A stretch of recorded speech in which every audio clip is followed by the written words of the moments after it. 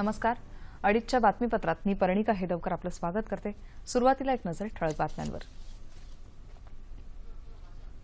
स्वच्छ भारत मोहिमेअंतर्गत सर्वोत्कृष्ट शहरांची क्रमवारी जाहीर. म्हैसूर अग्रक्रमावर तर नवी मुंबई पहिल्या 10 मध्ये.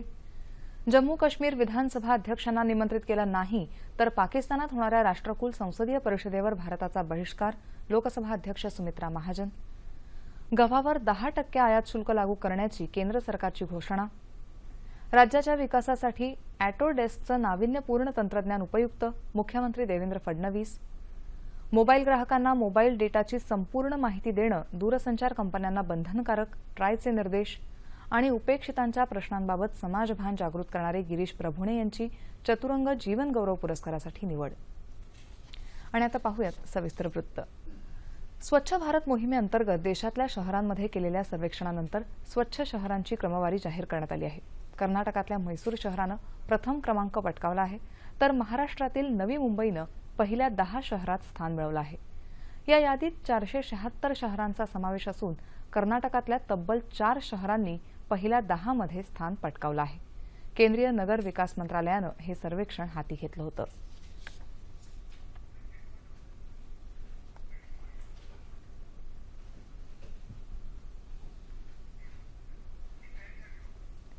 पाकिस्तानात इस्लामाबाद इथं होणाऱ्या राष्ट्रकुल संसदीय परिषदेला जम्मू काश्मीर विधानसभेच्या अध्यक्षांना पाकिस्ताननं निमंत्रित केलं नाही तर भारत या परिषदेवर बहिष्कार घालेल असं लोकसभेच्या अध्यक्ष सुमित्रा महाजन यांनी सांगितलंय.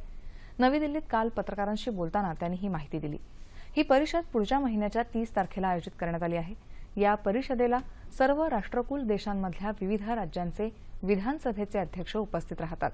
मात्र जम्मू काश्मीरचे विधानसभा अध्यक्ष रवींद्र गुप्ता यांना या परिषदेला निमंत्रित केलं नाही तर बहिष्कार टाकण्याचा निर्णय सर्व राज्यांच्या विधानसभा अध्यक्षांनी एकमतानं घेतल्याचं महाजन यांनी सांगितलं. जम्मू कश्मीर विधानसभा को निमंत्रण नहीं आने पर हम सभी ने आपस में एक प्रकार से विचार विमर्श किया था कि ये अगर होता है तो ये गलत बात है. इंडिया रीजन में एक विधानसभा को निमंत्रण नहीं आना तो पूरी इंडिया रीजन ने सोचना चाहिए. आज उसी के लिए सभी विधानसभाओं के अध्यक्षों की बैठक थी और आज हम सब ने मिलकर के एक निर्णय लिया है जो हम चेयरपर्सन जो है सीपीए की उनको हम बताएंगे कि अगर जम्मू एंड कश्मीर को निमंत्रण नहीं आता है तो इंडिया रीजन इस्लामाबाद में होने वाली उस कॉन्फ्रेंस में नहीं जाएगा. हम बायकॉट करेंगे. या तो आप वेन्यू बदलो या India region will not attend the meeting. केंद्र सरकारनं गव्हावर 10% आयात शुल्क लागू केलं आहे. मार्च 2016 पर्यंत हे शुल्क लागू राहणार असल्याची घोषणा केंद्रीय वित्तमंत्री अरुण जेटली यांनी काल लोकसभेत केली. सध्या गव्हावर कोणतंही आयात शुल्क लागू नसून आता लागू झालेल्या 10% आयात शुल्कामुळे केंद्र सरकारला वर्षाच्या उर्वरित महिन्यात 90 कोटी रुपयांचा महसूल प्राप्त होणार आहे.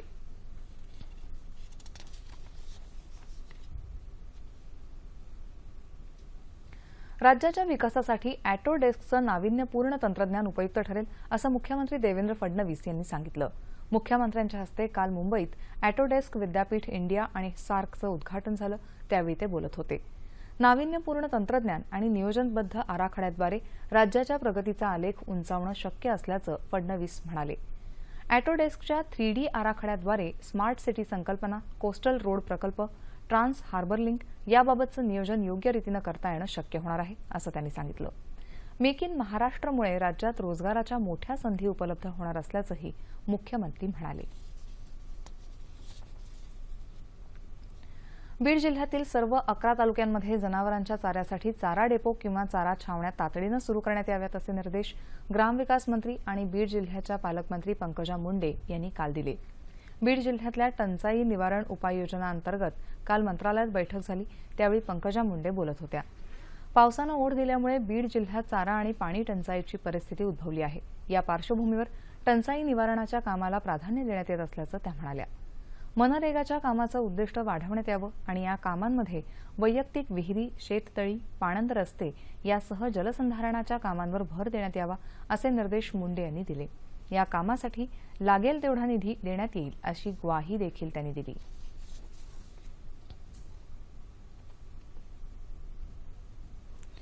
मोबाईल ग्राहकांना मोबाईल डेटाची संपूर्ण माहिती देणं दूरसंचार कंपन्यांना बंधनकारक करण्यात आलं आहे. ट्रायनं काल हे निर्देश जारी केले. दूरसंचार कंपन्यांना ग्राहकांच्या पूर्वपरवानगीशिवाय मोबाईल डेटा ऍक्टिव्ह किंवा डिऍक्टिव्ह करता येणार नाही. याविषयी डेटा यूज इन्फॉर्मेशन रेग्युलेशन 1 सप्टेंबरपासून देशभर लागू करण्यात येणार आहे. किती डेटा शिल्लक राहिलाय याविषयीची माहिती देणं बंधनकारक करण्यात आलं आहे. हे नवे नियम लागू करण्यासाठी कंपन्यांना 15 नोव्हेंबरपर्यंत मुदत देण्यात आली आहे. नव्या नियमावलीनुसार कंपन्यांना माहितीच्या वापराविषयी SMS अथवा SUSDच्या माध्यमातून ही माहिती द्यावी लागणार आहे. मोबाईल डेटा ऍक्टिव्ह किंवा डिऍक्टिव्हेट करण्यासाठी 1925 या टोल फ्री क्रमांकावर SMS करायचा असून 1 सप्टेंबरपासून ही सुविधा सुरू होण्याची शक्यता आहे. भारतातील ब्रिटिश सत्तेला अखेरचा धक्का ठरलेल्या भारत छोडो अर्थात ऑगस्ट क्रांती आंदोलनाचं रणशिंग महात्मा गांधी यांनी 73 वर्षांपूर्वी आजच्याच दिवशी फुंकलं. मुंबईत झालेल्या अखिल भारतीय काँग्रेस समितीच्या बैठकीत करो या मरोचा नारा देत सविनय कायदेभंग चळवळीला प्रारंभ झाला. 8 ऑगस्ट 1942च्या रात्रीच ब्रिटिशांनी महात्मा गांधींसह सर्व ज्येष्ठ काँग्रेस नेत्यांना ताब्यात घेतलं. मात्र महात्माजींच्या आवाहनाला प्रतिसाद देत देशभरात हजारोंच्या संख्येनं नागरिकांनी रस्त्यावर उतरून सविनय कायदेभंग चळवळीला अभूतपूर्व प्रतिसाद दिला. अनेक ठिकाणी कामगार संपावर गेले. या चळवळीमुळे ब्रिटिश सत्तेच्या अस्ताला सुरुवात झाली होती. येत्या ऑगस्ट क्रांती दिनी म्हणजेच उद्या राष्ट्रपती प्रणव मुखर्जी यांच्या हस्ते स्वातंत्र्य सैनिकांचा गौरव केला जाणार असून त्यासाठी हिंगोली जिल्ह्यातले स्वातंत्र्य सेनानी माणिकराव देशमुख, टाकळ गव्हाणकर काल नवी दिल्लीला रवाना झाले. 92 वर्षीय टाकळ गव्हाणकर यांनी चले जाव चळवळीत सहभाग घेतला तसंच निजामाच्या राजवटीविरोधात लढा दिला. सरदार वल्लभभाई पटेल यांच्या मार्गदर्शनाखाली टाकळ गव्हाणकर यांनी स्वातंत्र्य लढ्यात सहभाग घेतला होता. नागपूरमध्ये हातबॉम्ब, रायफल इत्यादी शस्त्रास्त्रांचं प्रशिक्षणही त्यांनी घेतलं होतं. निजामाची राजवट उलथून टाकण्यासाठी त्यांनी मोलाचं कार्य बजावलं. टाकळ गव्हाणकर अद्यापही समाजसेवेत कार्यरत आहेत. त्यांच्या समवेत नागपूरमधले स्वातंत्र्य सेनानी सत्यनारायण शर्मा, जळगाव जिल्ह्यातले पांडुरंग बोरसे, सातारा जिल्ह्यातल्या मंगलादेवी पाटणकर यांनाही राष्ट्रपतींच्या हस्ते सन्मानित करण्यात येणार आहे. दिल्ली पोलिसांनी मुंबईतल्या एका पत्रकाराला आज अटक केली. या पत्रकारानं सोशल मीडियावर ISIS मध्ये सामील होण्याची पोस्ट टाकली होती. स्वतःला पत्रकार म्हणवणाऱ्या जुबैर अहमद खाननं 1993च्या मुंबईत झालेल्या साखळी बॉम्बस्फोटातला आरोपी याकूब मेमनला फाशीची शिक्षा सुनावल्याबद्दल दुःख व्यक्त केलं होतं असं पोलीस अधिकाऱ्यांनी सांगितलं. दिल्ली पोलीस जुबैरची अधिक चौकशी करत आहेत. एका सामाजिक कार्यकर्त्यानं जुबैर संदर्भातली एक पोस्ट बघितल्यानंतर पोलिसांना जुबैर संदर्भातली माहिती दिली होती. बालवयातच चांगले संस्कार झाले तर जीवनात मानवतेचं महत्त्व कळतं. बाबांनी लहानपणापासूनच साधी राहणी आणि मानव सेवा हे संस्कार दिल्याने मी मानवता हा धर्म मानून आदिवासी लोकांची सेवा करतोय असं ज्येष्ठ समाजसेवक डॉक्टर प्रकाश आमटे यांनी सांगितलं. सोलापूर इथल्या शासकीय वैद्यकीय महाविद्यालयाच्या वार्षिक स्मरणिकेचं प्रकाशन काल डॉक्टर प्रकाश आणि डॉक्टर मंदा आमटे यांच्या हस्ते झालं. त्यावेळी ते बोलत होते. सेवा हेच समाधान मानून हेमलकसा आणि आनंदवनची निर्मिती दिली. मानवतेच्या कल्याणासाठी डॉक्टरांनी जीवनात विज्ञाननिष्ठ दृष्टिकोन ठेवून कार्य करावं असं डॉक्टर प्रकाश आमटे यांनी यावेळी सांगितलं.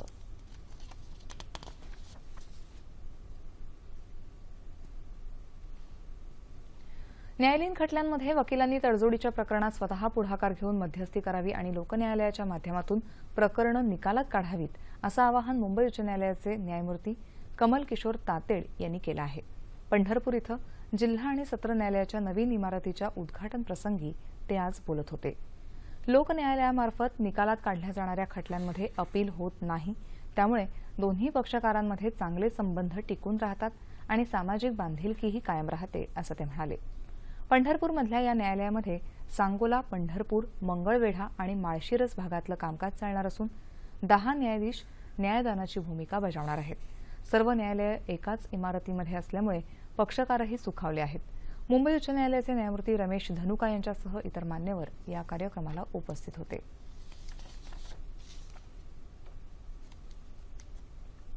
उस्मानाबाद जिल्ह्यातील प्रत्येक गावात रोजगार हमी योजनेची किमान 5 कामं सुरू करण्याचे निर्देश सार्वजनिक आरोग्य मंत्री आणि उस्मानाबादचे पालकमंत्री डॉक्टर दीपक सावंत यांनी जिल्हा प्रशासनाला दिले आहेत. उस्मानाबाद इथं काल झालेल्या आढावा बैठकीत ते बोलत होते. चारा डेपो किंवा चारा छावणी सुरू करण्यासंदर्भात येत्या 10 दिवसात निर्णय घेतला जाईल असं त्यांनी सांगितलं. तसंच ज्या शेतकऱ्यांची वीज जोडणी तोडण्यात आली आहे त्यांना वीज बिलं पाठवण्यात येऊ नयेत अशा सूचनाही डॉक्टर सावंत यांनी महावितरणच्या अधिकाऱ्यांना दिल्या आहेत. ज्या शेतकऱ्यांचे अधिग्रहणाचे पैसे बाकी आहेत त्या संदर्भात मंत्रालय पातळीवर निर्णय घेऊन संबंधितांना पैसे मिळवण्यासंदर्भात येत्या काही दिवसात कार्यवाही केली जाईल असंही ते यावेळी म्हणाले.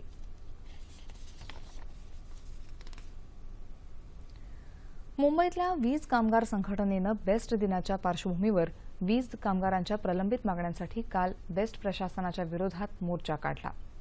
करारामधील तरतुदींप्रमाणे कामगारांना पाळी भत्ता, इलेक्ट्रिक हॅझार्ड भत्ता, अभिलेखकांना प्रो रेट भत्ता देण्यात यावा, अंकीकरण पद्धतीनं काम करणाऱ्या आरेखक कामगारांना पदोन्नती देण्यात यावी इत्यादी मागण्यांसाठी हे आंदोलन करण्यात आलं. वीज कामगारांच्या ग्राह्य मागण्यांचा विचार करण्यासाठी बेस्टच्या महाव्यवस्थापकांनी संघटनेच्या प्रतिनिधींशी चर्चा केली. वाशिम जिल्ह्यात तब्बल 40 दिवसांच्या उघडीपीनंतर पावसानं आता दमदार हजेरी लावली आहे. पाण्याअभावी सुकत चाललेल्या पिकांना या पावसामुळे जीवदान मिळालं आहे.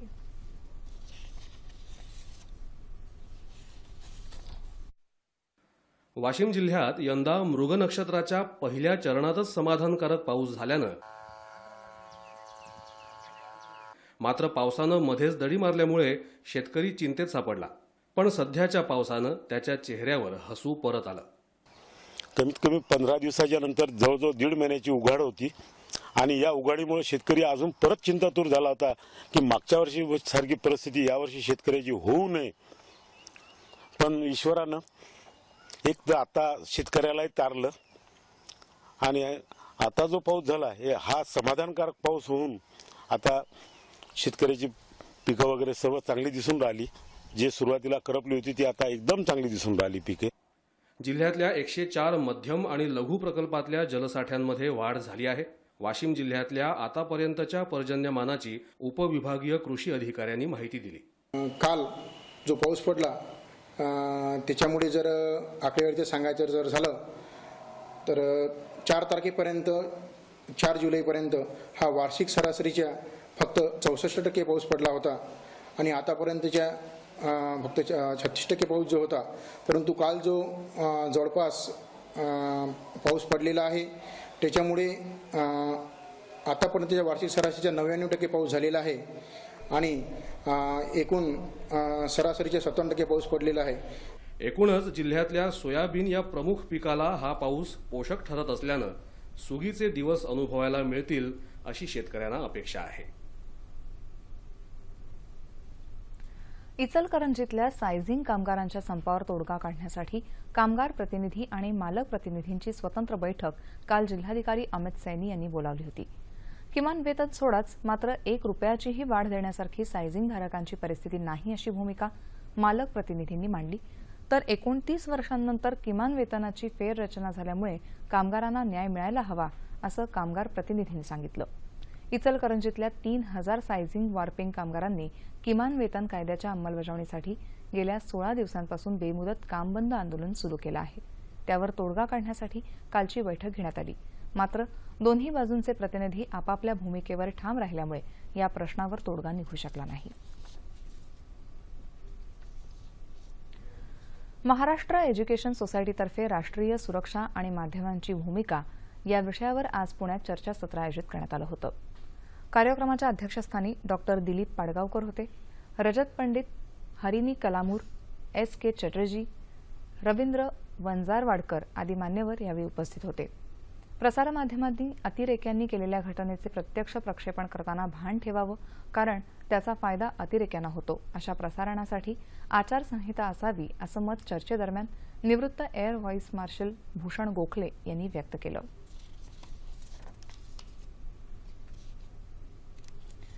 माता आणि बालकांच्या आरोग्यासाठी सुरू असलेल्या इंद्रधनुष अभियानांतर्गत औरंगाबाद जिल्ह्यातल्या चिंचोली इथं काल लसीकरण मोहीम राबवण्यात आली. औरंगाबाद जिल्हा परिषदेचा आरोग्य विभाग आणि क्षेत्रीय प्रचार कार्यालयाच्या संयुक्त विद्यमाने या कार्यक्रमाचं आयोजन करण्यात आलं. यावेळी गरोदर मातांच्या आवश्यक चाचण्या, किशोरवयीन मुलींच्या हिमोग्लोबिन आणि सिकल सेल तपासण्यांसह गरजूंना औषधांचं मोफत वितरण करण्यात आलं. 6 वर्षांच्या आतल्या बालकांचं लसीकरण, सुदृढ बालक स्पर्धा या उपक्रमांना नागरिकांनी चांगला प्रतिसाद दिला। याशिवाय नागरिकांसाठी नेत्र तपासणी शिबिरही आयोजित करण्यात आलं होतं। शालेय विद्यार्थिनींनी आरोग्य दिंडी काढून या जनजागृती मोहिमेला हातभार लावला।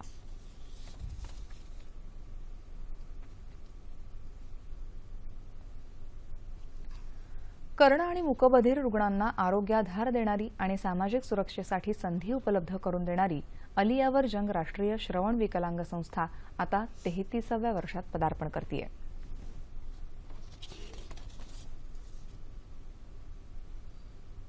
बोलणं आणि ऐकणं हा माणसाचा स्थायी भाव, पण काही कर्णबधीर आणि मूकबधीर व्यक्तींना सहजपणे संवाद साधता येत नाही।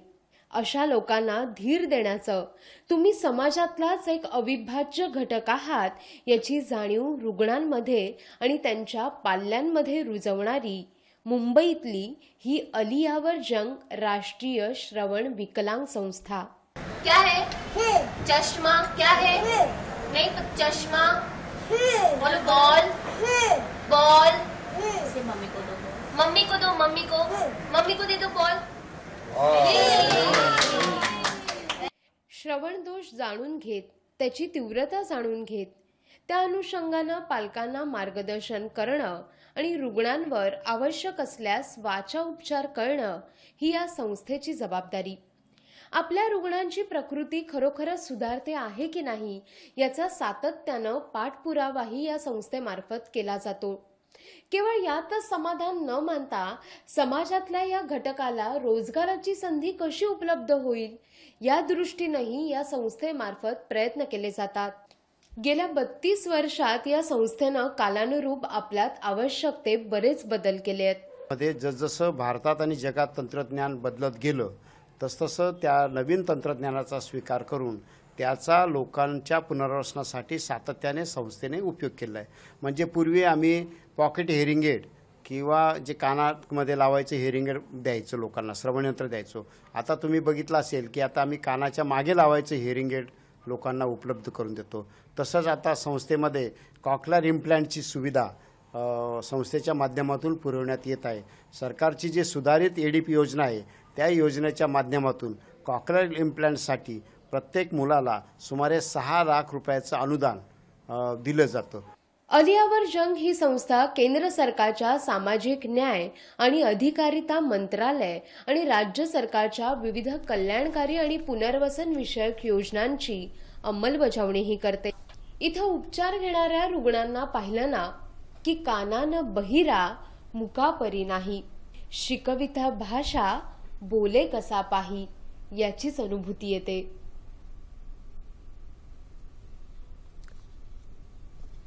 रायगड जिल्ह्यात खालापूर तालुक्यात महड इथल्या वरद विनायक देवस्थानच्या विश्वस्तांच्या मनमानी कारभाराविरोधात स्थानिक ग्रामस्थांनी बेमुदत उपोषण पुकारलं आहे। वरद विनायक हे प्रसिद्ध देवस्थान असल्यामुळे असंख्य भाविक इथं दर्शनासाठी येत असतात। सोयी सुविधांचा मात्र इथं अभाव दिसून येतो। विश्वस्त या ठिकाणी राहत नसल्यामुळे या सर्व गोष्टींना ग्रामस्थांना तोंड द्यावं लागतं असं उपोषणकर्त्यांचं म्हणणं आहे। देवस्थान ट्रस्टमध्ये ग्रामस्थांचा समावेश करावा, वार्षिक हिशेबाचा अहवाल जाहीर करावा या प्रमुख मागण्यांसाठी गेले 5 दिवस हे उपोषण सुरू आहे।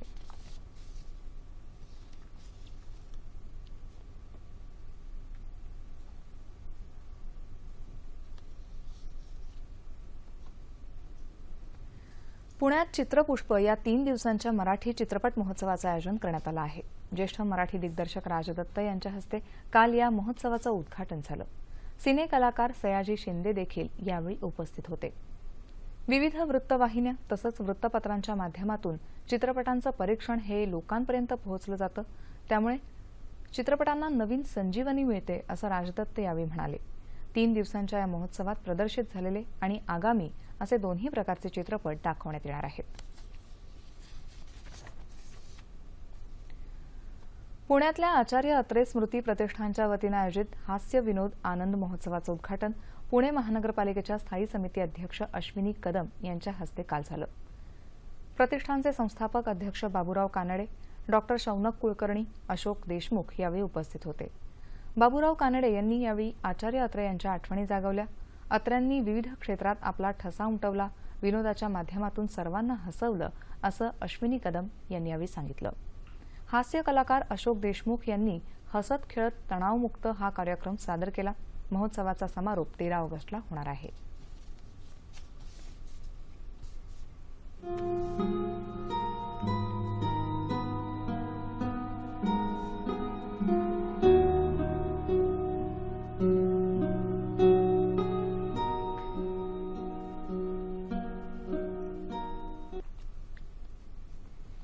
अफगाणिस्तानची राजधानी काबूल इथं काल रात्री झालेल्या 2 आत्मघातकी हल्ल्यात किमान 35 जण ठार आणि शेकडो जण जखमी झालेत.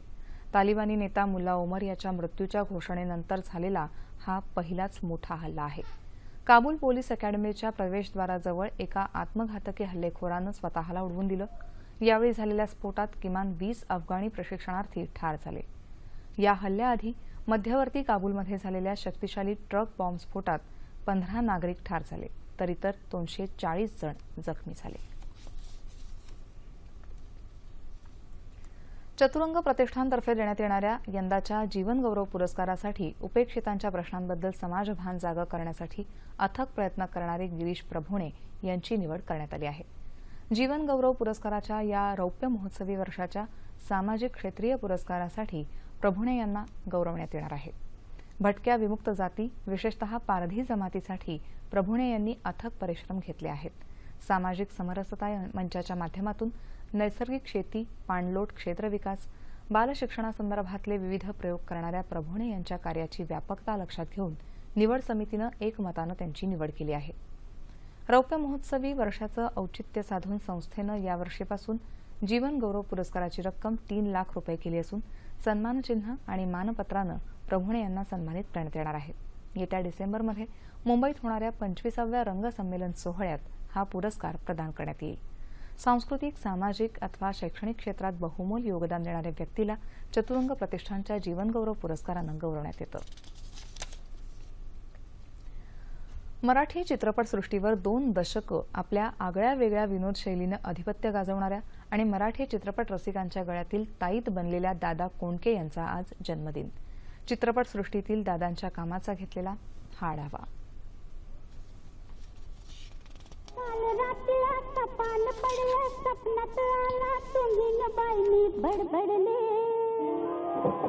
मराठी चित्रपटसृष्टीत आगळ्या वेगळ्या विनोदाचं दर्शन घडवत कृष्णा उर्फ दादा कोंडके यांनी एक वेगळाच ठसा उमटवला. सेवा दलातील सांस्कृतिक कार्यक्रम आणि नंतर रंगभूमी अशी दादांच्या कला जीवनाची सुरुवात झाली. वसंत सबनीसांच्या विच्छा माझी पुरी करा या नाटकानं दादांचं नाव घराघरात पोहोचलं. या नाटकाचे 1,500वर प्रयोग झाले. 1969 मध्ये भालजी पेंढारकरांच्या तांबडी माती या चित्रपटातून रजतसृष्टीत पदार्पण केलेल्या दादांनी परत मागे वळून बघितलंच नाही. 1971 मध्ये दादांनी निर्मित केलेल्या सोंगाड्या या चित्रपटानं दादांचं आयुष्यच बदलून टाकलं. माळ्याच्या मळ्यामध्ये कोण गौबी राखण करते मी रावजी, माळ्याच्या मळ्यामध्ये कोण गौबी राखण करते मी रावजी, रावजी हात नका लावूजी पाहे कुणीतरी, रावजी हात नका लावूजी पाहे कुणीतरी. सुपरहिट ठरलेल्या या चित्रपटानंतर त्यांचे एकामागून एक 9 मराठी चित्रपट रौप्य महोत्सवी ठरले आणि दादा कोंडके या नावाची गिनीज बुक ऑफ वर्ल्ड रेकॉर्डमध्ये नोंद झाली. एकटा जीव सदाशिव, आंधळा मारतो डोळा, पांडू हवलदार, रामराम गंगाराम हे दादांचे काही गाजलेले चित्रपट. मराठी बरोबरच दादांनी हिंदीत तेरे मेरे बीच में, अंधेरी रात में, दिया तेरे हाथ में आदी चित्रपटही निर्मित केले. विनोदाचं उत्कृष्ट टायमिंग आणि वेगळ्या धर्तीची संवाद फेक यामुळे आजही दादा कोंडके यांचं स्थान चित्रपट रसिकांच्या मनात कायम आहे.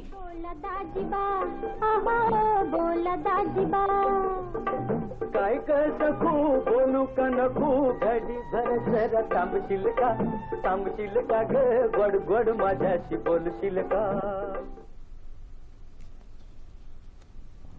अमेरिकेतल्या वॉशिंग्टन इथं सुरू असलेल्या सिटी खुल्या टेनिस स्पर्धेत भारताचा रोहन बोपण्णा आणि त्याचा जोडीदार फ्लॉरिन मर्जिया या 3ऱ्या मानांकित जोडीनं पुरुष दुहेरीची उपांत्य फेरी गाठली आहे.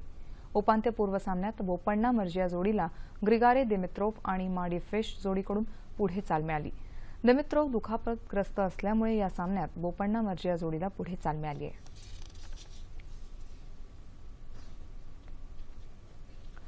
चीनच्या दक्षिण पूर्व भागाला साऊंडलर चक्रीवादळाचा तडाखा बसण्याची शक्यता आहे. या पार्श्वभूमीवर चीनमधल्या 1.5 लाखांहून अधिक नागरिकांना सुरक्षित ठिकाणी हलवण्यात आलं आहे. 2009 नंतर चीनला धडकणारं हे सर्वात मोठं चक्रीवादळ ठरू शकतं. ताशी 200 किलोमीटर वेगानं हे वादळ चीनकडे सरकत आहे. या चक्रीवादळामुळे रेल्वे आणि विमान सेवा बंद होण्याची शक्यता आहे.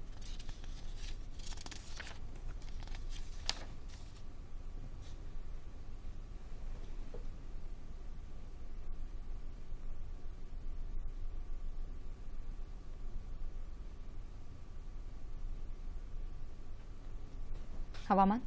जम्मू काश्मीरमध्ये उधमपूर जिल्ह्यात मुसळधार पावसानं झालेल्या भूस्खलनामुळे जम्मू श्रीनगर राष्ट्रीय महामार्ग बंद करण्यात आलाय. यामुळे अमरनाथ यात्रा तात्पुरती स्थगित करण्यात आली आहे. सीमावर्ती रस्ते संघटना महामार्ग मोकळा करण्यासाठी प्रयत्न करत असून आज संध्याकाळपर्यंत महामार्ग वाहतुकीसाठी खुला होईल अशी अपेक्षा आहे. हिमाचल प्रदेशातल्या मंडी जिल्ह्यात धरमपूर विभागात ढगफुटी झाल्यामुळे हाहाकार उडाला असून 4 जण मृत्युमुखी पडल्याची भीती व्यक्त होतीये. अनेक हलकी वाहनं वाहून गेली असून घरं आणि दुकानांचंही मोठं नुकसान झालंय. दरम्यान येत्या 24 तासात कोकणात बहुतांश ठिकाणी तर मध्य महाराष्ट्र, मराठवाडा आणि विदर्भात काही ठिकाणी पाऊस पडण्याची शक्यता आहे. शेवटी ठळक बातम्या पुन्हा एकदा. स्वच्छ भारत मोहिमेअंतर्गत सर्वोत्कृष्ट शहरांची क्रमवारी जाहीर. म्हैसूर अग्रक्रमावर तर नवी मुंबई पहिल्या 10 मध्ये. जम्मू काश्मीर विधानसभा अध्यक्षांना निमंत्रित केलं नाही तर पाकिस्तानात होणाऱ्या राष्ट्रकुल संसदीय परिषदेवर भारताचा बहिष्कार. लोकसभा अध्यक्ष सुमित्रा महाजन. गव्हावर 10% आयात शुल्क लागू करण्याची केंद्र सरकारची घोषणा. राज्याच्या विकासासाठी ऑटोडेस्कचं नाविन्यपूर्ण तंत्रज्ञान उपयुक्त. मुख्यमंत्री देवेंद्र फडणवीस. मोबाईल ग्राहकांना मोबाईल डेटाची संपूर्ण माहिती देणं दूरसंचार कंपन्यांना बंधनकारक. ट्रायचे निर्देश. आणि उपेक्षितांच्या प्रश्नांबाबत समाजभान जागृत करणारे गिरीश प्रभुणे यांची चतुरंग जीवन गौरव पुरस्कारासाठी निवड. याबरोबरच हे बातमीपत्र संपलं. पुन्हा भेटूया संध्याकाळी 7 वाजता सह्याद्री वाहिनीवर. नमस्कार.